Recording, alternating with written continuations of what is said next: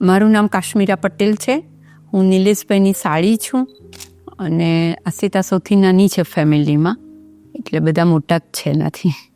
ભૂકંપવાળી જે વાત હતી એ શરૂઆતથી આખી આપણે હા, 2001માં અર્થક્વેક થયો ત્યારે અમે લોકો જે અહીંયા ઉપર રહેતા હતા 3rd ફ્લોર ઉપર, એટલે એ વખતે અમે એમના ત્યાં રોકાયેલા હતા. તો એ વખતે ભૂકંપનો ટાઈમ કેવો હતો કે બધાને ડર હોય કે ક્યારે આવશે ને શું થશે, બધા એકદમ બહાર જતા રહેવાનું. આવી ગયો પછી થયું નહોતું, પણ એ વખતે એક વખત જે સિચ્યુએશન હતી એનાથી આપણને એવું લાગતું હતું. તો ત્યારે અમે બધા ત્યાં એમના ઘરે એક જ મોટા હોલમાં બધા જ સૂઈ જતા હતા કે ભાઈ અલગ અલગ નહીં, કંઈ બી થાય કોઈને બી ખબર પડે કે અર્થક્વેક થોડો બી આવ્યો છે, ચલો થોડું બી હલ્યું છે તો બધા નીચે ઉતરી જઈએ, બહાર નીકળી જઈએ ઘરની અને એક સાથે બધા નીકળાય. એટલે એક જ મોટા હોલમાં બધા એક સાથે જ સૂઈ જતા હતા. કંઈ એવું નહીં કે ચલો ભાઈ રૂમમાં કાં તે રીતે. પછી થોડો વખત થયો એટલે થોડું અર્થક્વેકને થોડું એમ થયું કે હવે બહુ નથી થવાનું, તો બી અલગ અલગ રૂમમાં ઓપન ડોર રાખીને કે ચલો કંઈ બી થાય તો ફટાક સે નીચે આવી જઈએ. પણ ત્યારે હું ને મારી ડોટર બે એકલા જ હતા, તો ત્યારે બી અમે 2 જણા ત્યાં હતા, પણ ક્યાંય જરાય જવા ના દે અને તરત જ કેર કરે કે ભાઈ બેન તમે ચિંતા નહીં કરતા, બધું અહીંયા જ રોકાવાનું છે તમારે. અને એમના ફાધર બી કહે કે ના બેનને તો આપણે એમના ઘરે જવા જ નથી દેવાના, અહીંયા જ રહેવાનું છે.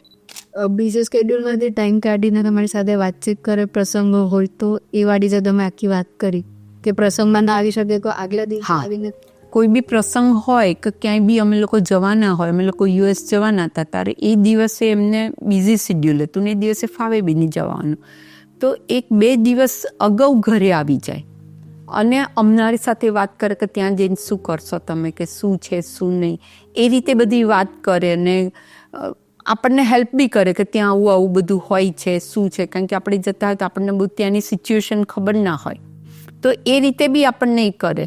અમારે ત્યાં બીજો કોઈ એવો પ્રસંગ હોય કે કંઈ હોય, નાનો પ્રસંગ હોય તો બી આગલા દિવસે આવીને વાતચીત કરી જાય.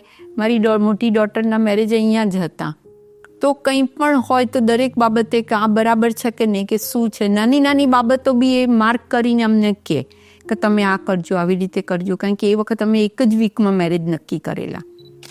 એક વીકમાં 3rd તારીખે નક્કી કર્યું એમનું અને 10th મેરેજ લીધેલા, એટલે બહુ શોર્ટ ટાઈમ હતો. તો એમાં બી કેવી રીતે શું કરવું શું નહીં ઓલવેઝ અમારી સાથે જ હતા. એ વખતે દિવાળીનો ટાઈમ હોય ત્યારે એટલા બધા બિઝી હોય કે ભાઈ એમને બી બિઝનેસમાં ત્યાં જવાનું હોય, ચોપડા પૂજાના તે દોડાદોડી હોય, દિવાળીના દિવસે બેસતા વર્ષે પાછા મુહૂર્ત કરવા બી જતા હતા.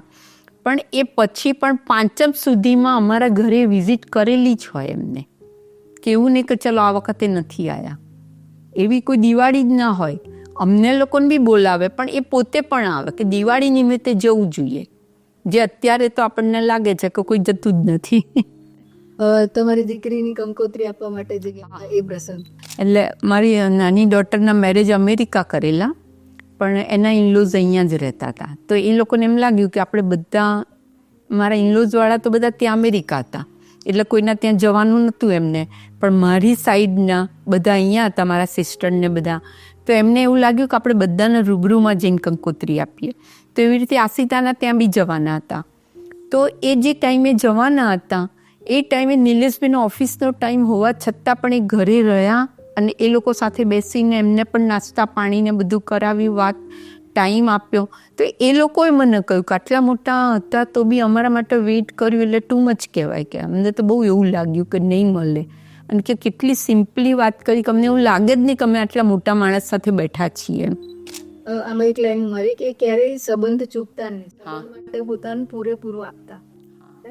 એ વસ્તુ તમે જે બોલી છે, એટલે ક્યારે બી એવું નથી સમજતા હતા કે ભાઈ આ રિલેશનમાં મારે ચાલશે, પણ દરેક વખતે એ રિલેશનને બી એટલું ધ્યાન રાખી નહીં કરતા હતા કે બધું ઇમ્પોર્ટન્ટ એને પણ આપતા હતા, કોઈને ઓછું વધતું નહીં.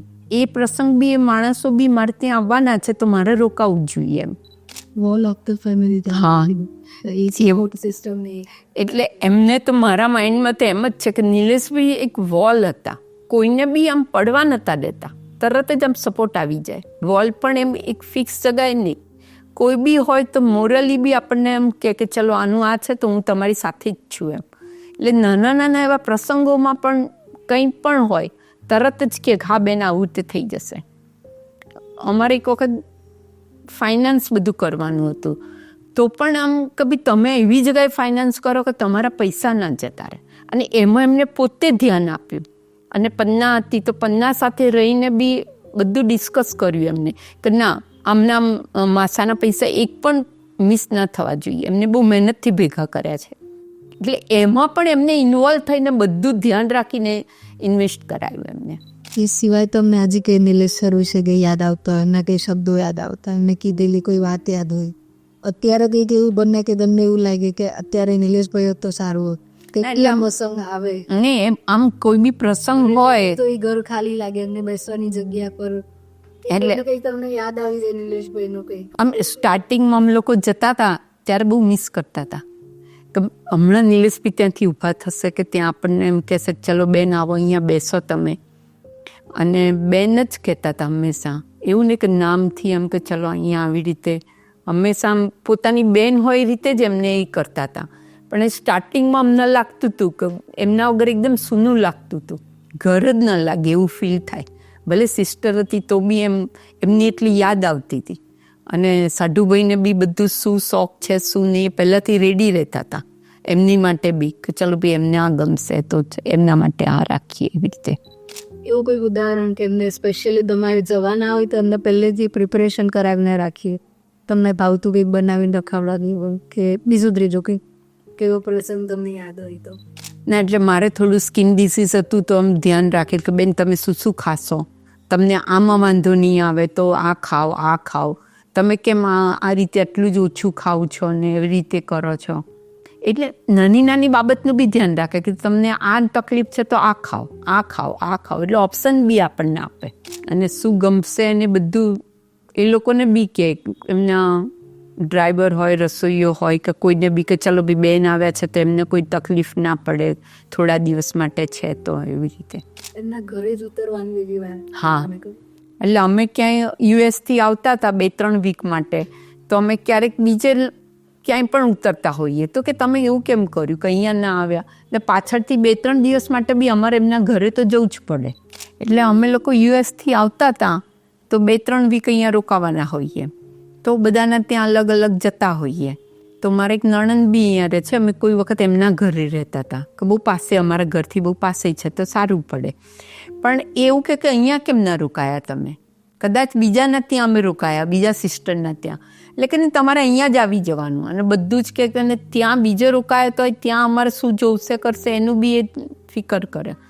પણ એ પાછા એમના ઘરે જ બોલાવે કે ના અહીંયા તો આવવું જ પડે. એને એમના ફેમિલી મેમ્બર બી કે ના તમારે અહીંયા જ રોકાવાનું છે. પ્રિયમ બી કે માસી તમારે અહીં જવાનું છે.